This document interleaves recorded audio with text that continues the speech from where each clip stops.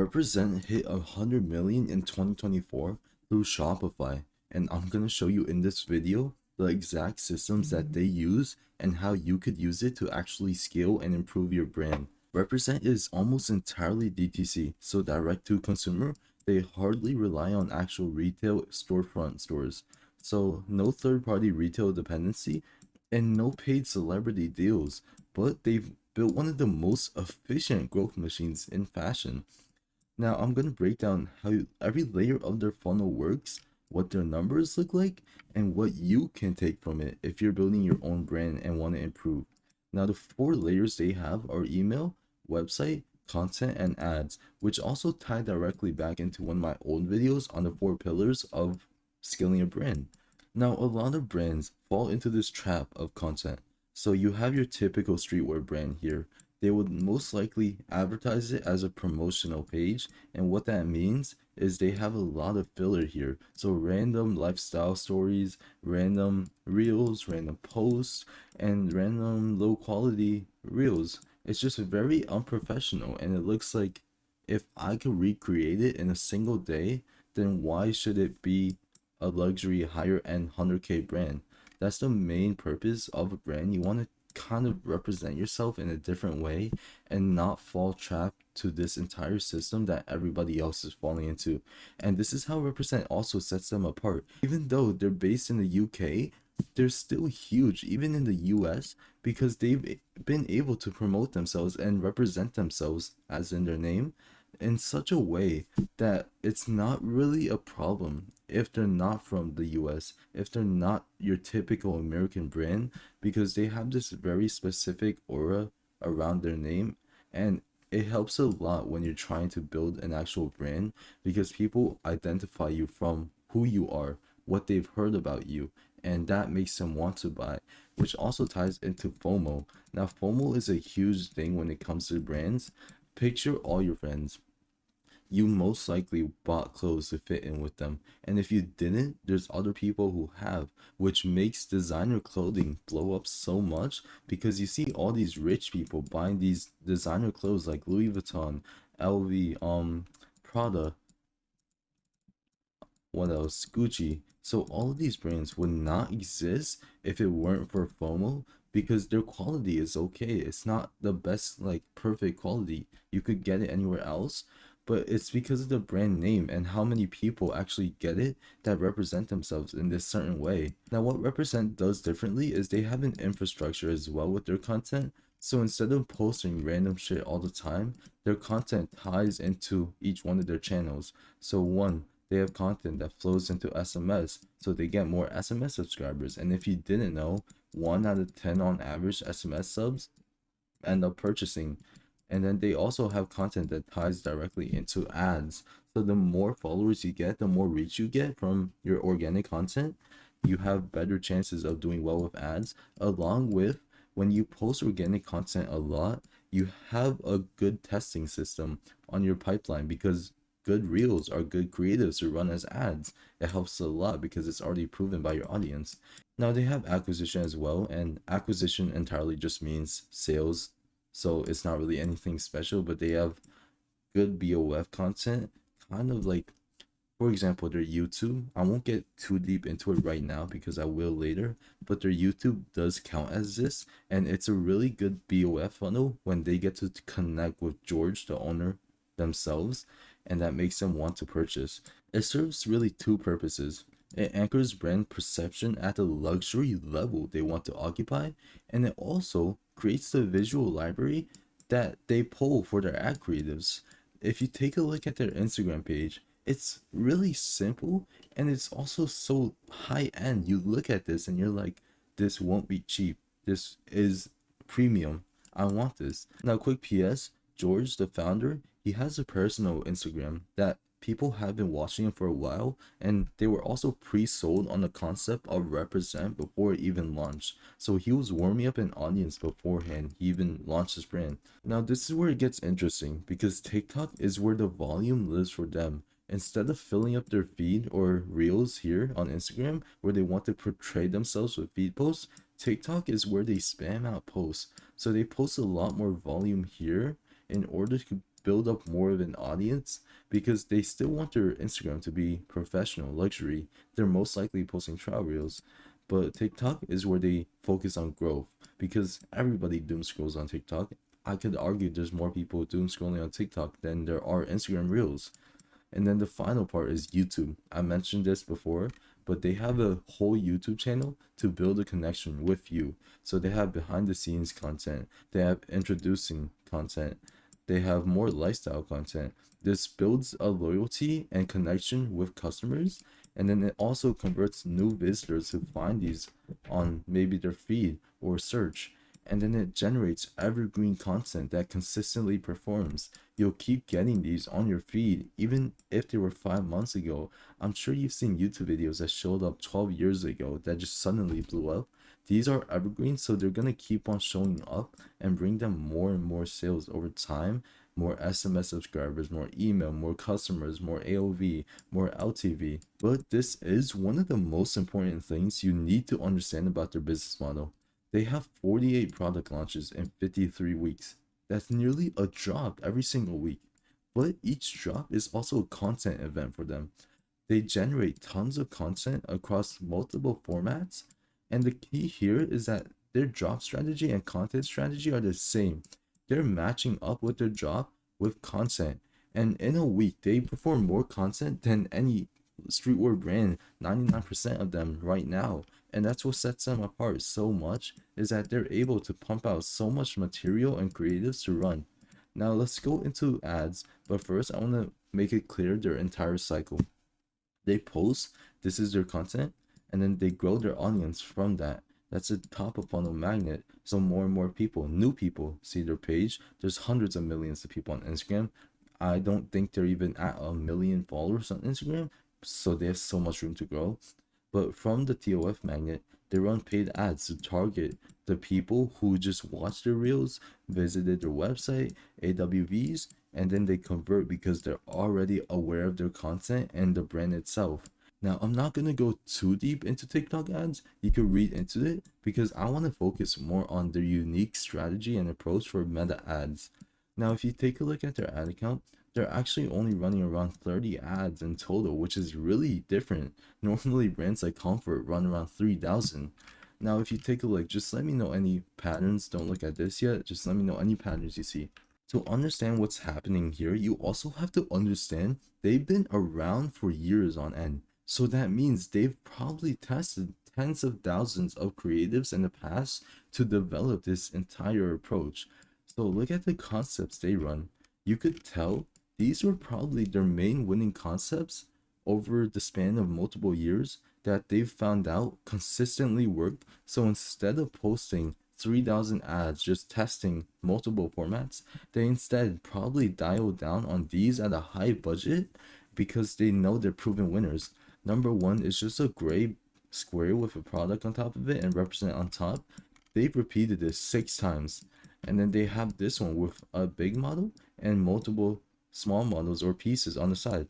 They repeated this 4 times. And then they have these grid shots with multiple people, multiple items, but they run this 5 times. I guarantee you, with their audience size and their funnel, these ads are 100% doing amazing for them.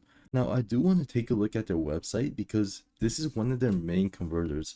They're known for their amazing product pages. Take a look at this. It's so simple, but it works so well because of their brand identity and the friction. There's no friction at all, and it's so sleek that people want to buy because it really portrays the luxury feel of it. Now, you have to understand this as well. If you're bringing in traffic from either content, ads, etc., into your site, you need to convert with a good site because traffic with a bad website is gonna lose you money because you lose all your money when they're in the site. But here, when you have a site that's optimized and tailored to actually converting, the conversions go through instead of going here and then they fall through because your website is just too bad. Now, a few key takeaways I've actually noticed when I look at their website.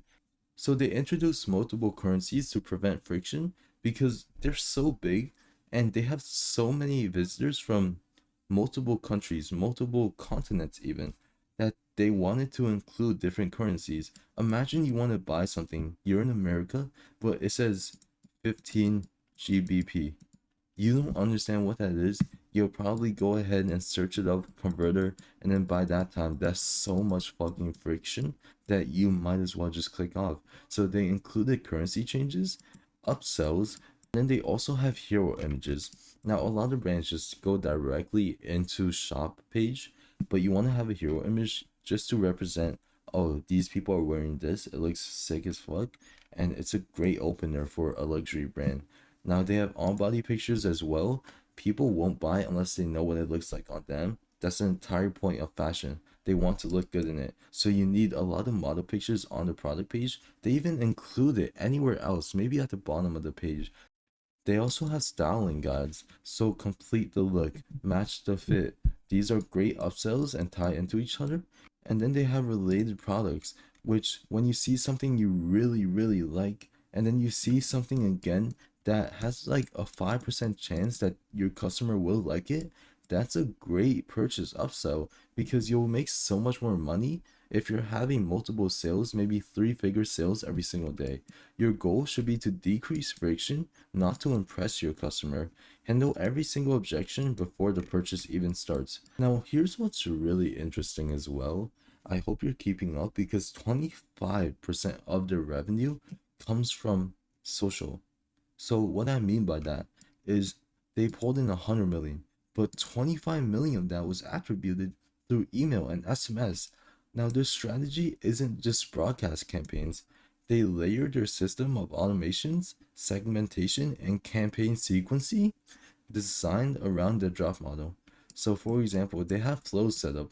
They have restock flows. So if you're a diehard fan for this, you get the notification that restocked and you want to buy it before it's out of stock. Abandon cart. You leave it in cart because you just forget about it. Something came up and then you get a text that's here's 10% off. Buy it before it runs out. You're buying that shit. Welcome. This builds a great post purchase, or not even that.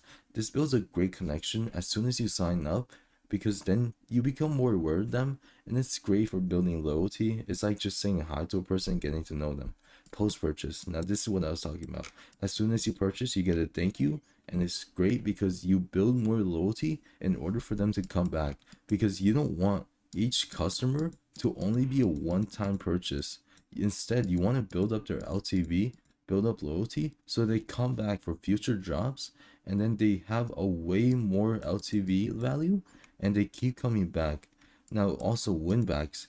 This ties into this because if you had purchases that just don't come back and they end up falling into this 1 = 1, so one customer, one purchase model, you could send out emails, SMS saying, hey, where have you been? Here's a blah blah blah, we miss you.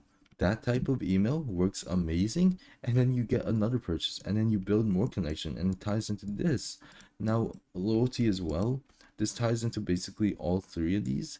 You want to give them more and more reason to like your brand. So I've seen a lot of brands do stuff like birthday sequences.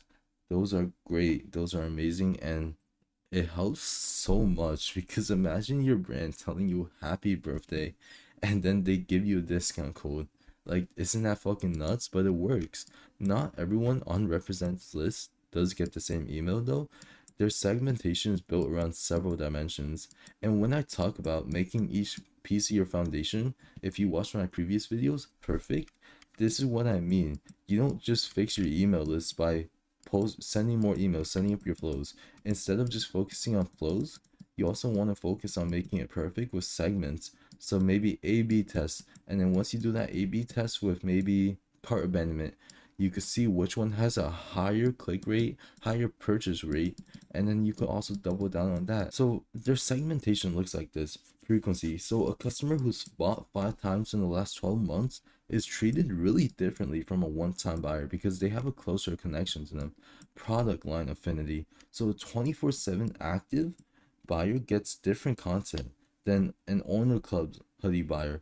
So imagine Owners Club is their new collection, by the way. So when they buy off of this collection and then they buy off of this collection, these two separate people, they get separate content because There's cross-sell logic. They want to build it around what each audience segment has purchased because they know what they like.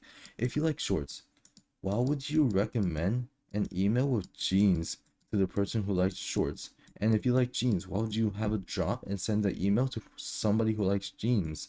It's common sense. You want to really just dial down on who your audience is, what they like, and segment from there.